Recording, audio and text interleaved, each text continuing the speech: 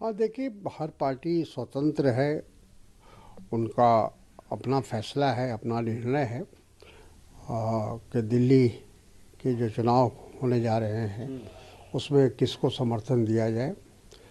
आ, इसलिए मैं समझता हूँ कि उस पर किसी तरह की टिप्पणी करना मुनासिब नहीं होगा, क्योंकि हर पार्टी की अपनी एक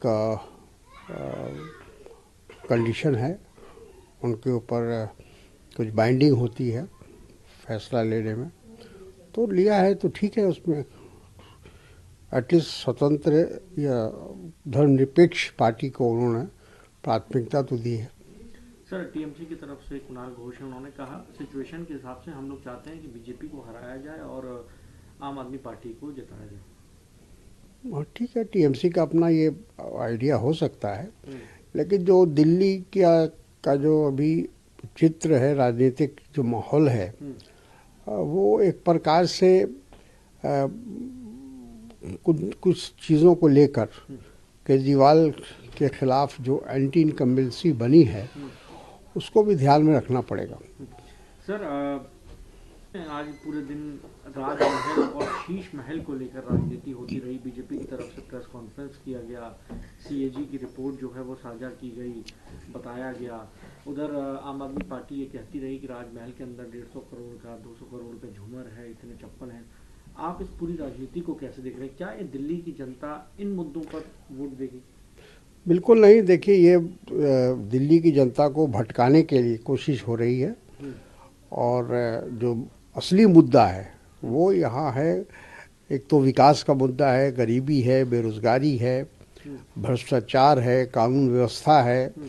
ये तमाम चीज़ों से एक तरफ से उस पर पर्दा डालने के लिए हम्म। ये दोनों पार्टियां एक दूसरे पर कीचड़ उछाल रही हैं। हम्म। सर, इसके अलावा बस ये कहा जा रहा है कि अरविंद केजरीवाल जब आए थे तब ना गाड़ी लेने की बात कही थी, बच्चों की कसम खाई थी, और आज जो है वो महंगी गाड़ियाँ, महंगे महंगे तमाम एसी अपने शीश महल में लगवा रहे हैं। आपको लगता है कि ये सब जो बीजेपी बातें कर रही है वो केजरीवाल क्योंकि गलत हैं इसलिए वो कह रहे हैं, या ये एक राजनीतिक नहीं, देखिए, भारतीय जनता पार्टी को तो कहने का कोई मुंह नहीं है और उसका कोई असर भी नहीं होगा। चूँकि नरेंद्र मोदी जी भी जब 2014 में आए थे तो कहा तो मैं चौकीदार हूँ, मैं सेवक हूँ और मैं सेवा करूँगा, मुझे कुछ नहीं चाहिए, किसी तरह की अभिलाषा नहीं है। लेकिन देश ने देखा कि 10 लाख का सूट पहना उन्होंने, किस तरह से 8,000 से ज़्यादा करोड़ का हवाई जहाज़ अपने लिए ख़रीदा, अपने मकान को किस तरह से उसको महल बनाने की कोशिश की गई। ये तमाम चीज़ें उन्होंने उसकी है, कहीं बढ़ चढ़ कर किया है।